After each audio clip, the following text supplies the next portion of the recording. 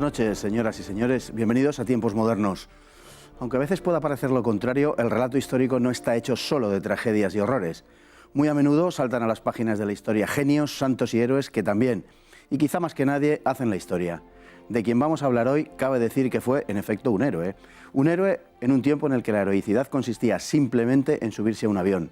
Y sin embargo, estamos hablando del aviador que consiguió más derribos durante la Primera Guerra Mundial. Cuando murió en combate, ya era leyenda.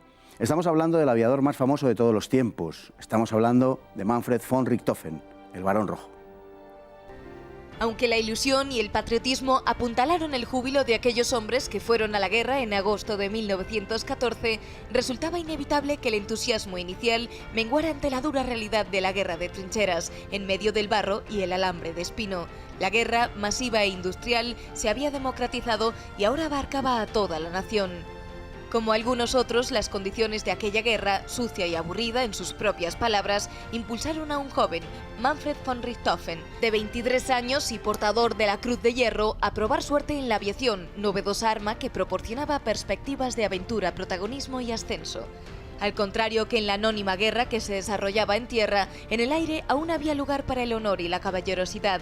Los principales ases de cada bando se conocían y por encima de la enemistad producto de la situación de guerra existía una especie de lazo invisible que parecía unirlos a todos. Richthofen comenzó su carrera como aviador en 1915, siendo transferido al Escuadrón de Combate número 2 al año siguiente, de donde pasó al Jasta 11. Pronto comenzó a despuntar al frente de la unidad que alcanzaría inmortal fama entre amigos y enemigos y que sería conocida como el Circo Volante de Richthofen. Cada aeroplano de la unidad estaba pintado de un color distinto, en tonos muy vivos, y además la unidad era trasladada de un lado al otro del frente continuamente. El Jasta 11 obtendría 350 derribos en año y medio, con lo que se convertiría en la unidad más exitosa de todos los contendientes de la Primera Guerra Mundial. A cambio, perdió 21 hombres, una proporción de menos de 1 a 10, algo impresionante. De esos derribos, Richthofen se apuntó nada menos que 80, entre ellos el de las de la aviación británica, la Noe Hawker, a finales de 1916. En julio de 1917, después de haber sido derribado y escapado de la muerte por muy poco, adoptó el Fokker triplano de color rojo que le haría célebre. Para entonces ya estaba en posesión de la más alta condecoración alemana, la Pucle Megit, más conocida como el Max Azul. En el mes de abril de 1917 derribó 22 aviones británicos, 4 en una sola jornada. Sin embargo, 3 meses más tarde fue herido de consideración, perdiendo la vista temporalmente y sufriendo desde entonces agudos dolores de cabeza y frecuentes náuseas. Es muy probable que esa herida jugara un papel decisivo en su derribo 9 meses más tarde. Aunque se le ofreció un destino lejos de los peligros del combate aéreo, se negó a aceptarlo alegando que tenía que cumplir con su deber, como lo hacían sus pobres camaradas de las trincheras. Richthofen fue derribado el 21 de abril de 1918 en la zona del Somme por el capitán canadiense Roy Brown, pero la bala que lo mató fue disparada desde tierra casi con total seguridad. Para entonces tenía acreditada la destrucción de 80 aviones enemigos, pero lo más seguro es que sus trofeos superasen los 100. Caído tras las líneas aliadas, fue enterrado por estos con todos los honores militares, su ataúd cubierto con flores y llevado a hombros. Después, se dispararon salvas en su honor tras presentar armas. En su epitafio, los australianos que le dieron tierra escribieron: «A nuestro noble y valeroso enemigo». Y para hablar de un héroe tenemos esta noche con nosotros, a quién si no, a don Quico Méndez Monasterio. Muy buenas noches, don Quico. Muy buenas noches, don Fernando. Encantado de estar aquí otra vez. Es un placer tenerle, verdaderamente.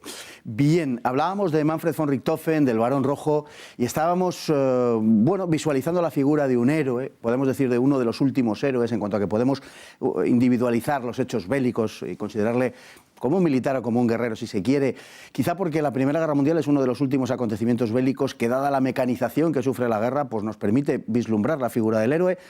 O a lo mejor es que el heroísmo se sigue dando, pero, en fin, de una forma diferente, ha mutado en su presentación, digamos.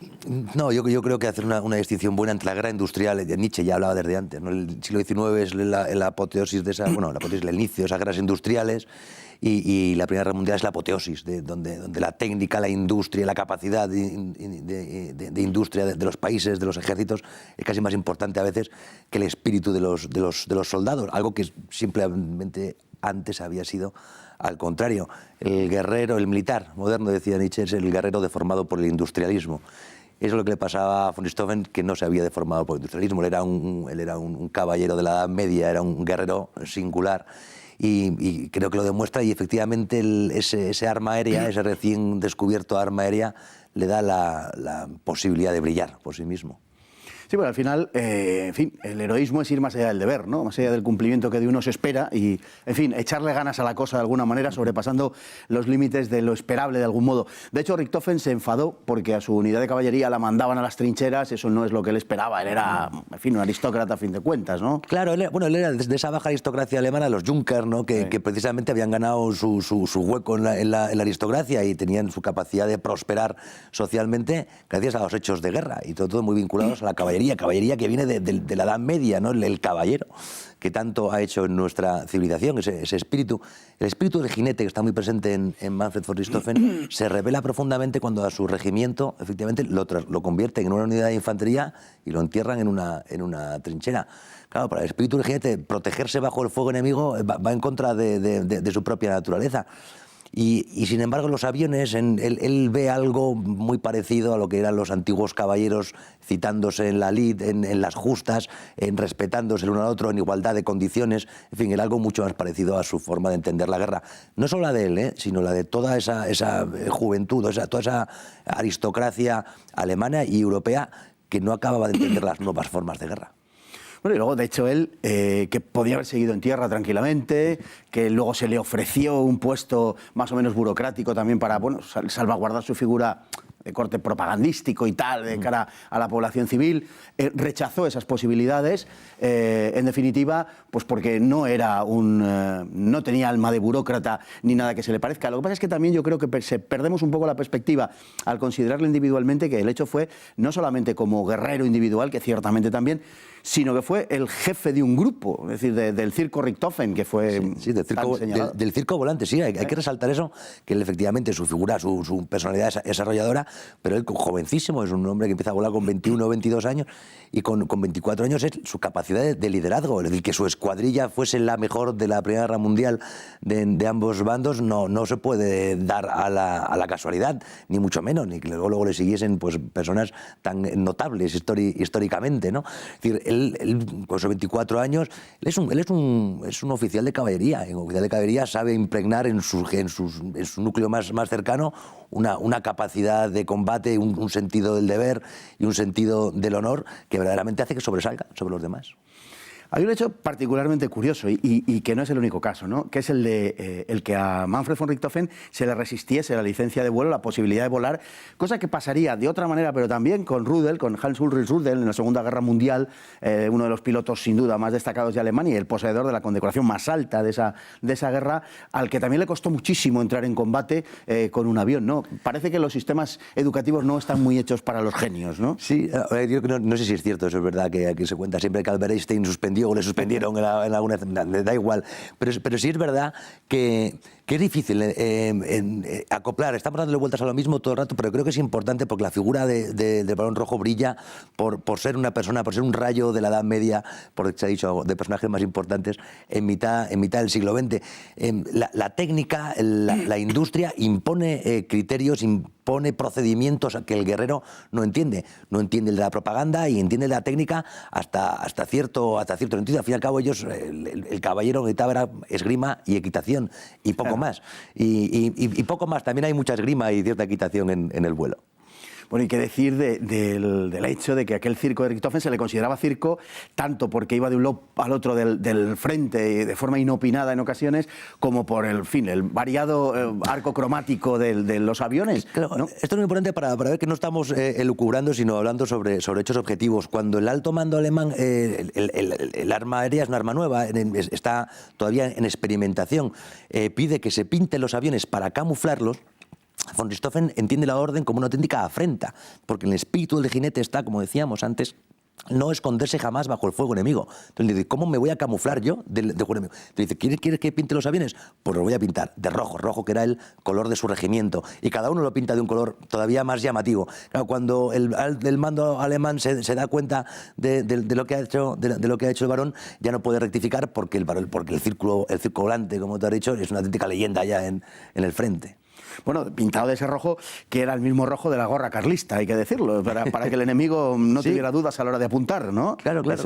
Oye, Federico II de Prusia es el que le dice a la caballería, le prohíbe, dice, prohíbo a todas las unidades de su caballería ser atacados por el enemigo. Debe ser la caballería la que siempre, nada más divisar al enemigo, le ataque. Es un espíritu distinto, difícil de entender para nuestro planteamiento más economicista y tal, pero que realmente formaba parte de la propia naturaleza de esa gente. Era un insulto para como luego pasa también en varios oficiales de caballería más entrado del siglo XX, al llegar al arma acorazada, que también sienten un insulto el que la caballería se acorace de esa manera.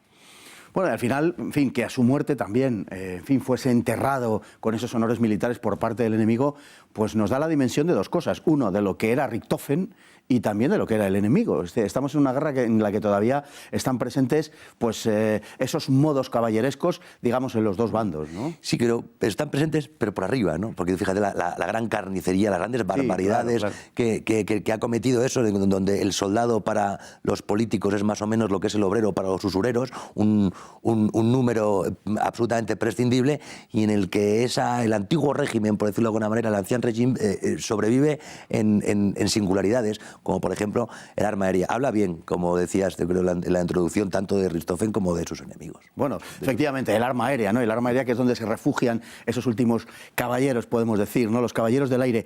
Bueno, hay una circunstancia curiosa, además, después de la muerte del Barón Rojo de von Richthofen, y es que le sucede Reinhardt, el capitán Reinhardt, que, en fin, probando un avión, lo hace 5 minutos después de que lo hubiera probado otro, que ese otro que lo había probado era Hermann Göring, ¿no? Nada menos que Hermann Göring, el que luego sería el Reichsmarschall alemán durante la Segunda Guerra Mundial. Bueno, Reinhardt prueba el avión, como digo, 5 minutos después que Göring, y en la probatura de ese avión, Reinhardt se estrella. Se estrella, sí. Y Göring, la historia puede haber sido escrita de un modo completamente diferente, ¿no? Porque Appel, lo sabes tú muchísimo mejor que yo, que Appel juega a Göring después en los acontecimientos de la Alemania como héroe, como al fin y al cabo el sucesor de von y incluso hasta él médicamente, biológicamente, ¿no? El accidente que tiene después, el derribo que tiene después, su dependencia de la morfina, en fin, efectivamente se desencadenan una cantidad de acontecimientos de ese hecho y de ese personaje, de una leyenda, del hombre que consiguió más derribos en la Segunda Guerra Mundial, que era el barón von Richthofen. Bueno, se nos queda cortísimo. Ha sido un verdadero placer tener hoy aquí a don Quico Méndez Monasterio, y además para hablar de este tema. Se lo agradecemos enormemente y esperamos contar con usted más adelante, en sucesivas ocasiones. Cuando queráis, encantado, es un placer, de verdad. Y por supuesto contar con todos ustedes, que mañana volvemos en Tiempos Modernos, así que buenas noches y hasta mañana, si Dios quiere.